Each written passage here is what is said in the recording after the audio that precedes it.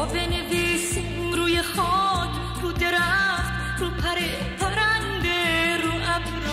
بیا بنویسیم روی برگ، روی آب، توی دفتر موج، رو دریا.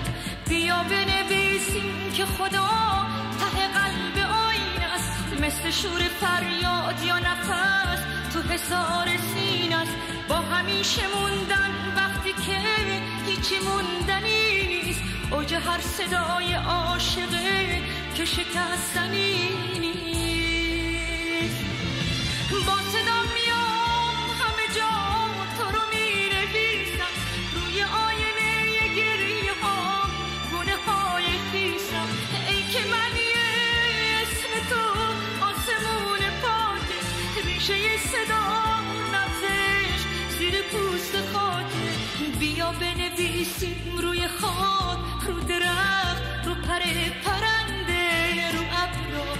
بیا بنویسیم روی برگ، روی آب، توی دفتر موج، رو دریا.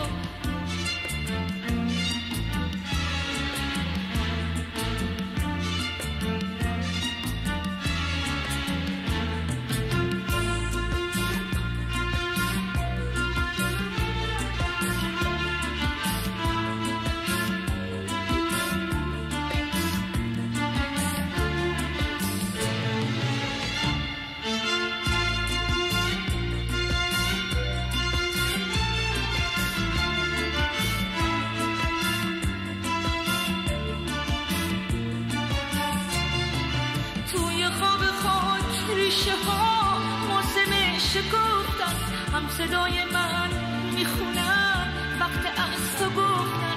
چشم بستم و تو بیا به سپیده وا کن، با ترانه نفسات باغچه رو صدا کن. با صدا میام همه جا تو رو مینویسم، روی آینه گریه ها گونه های خیسم. ای که من اسم تو آسمون پاکه، ریشه صدا نبزش زیر پوست خاکه. بیا بنویسیم روی خاک، رو درخت، رو پرنده، رو ابر. بیا بنویسیم روی برگ،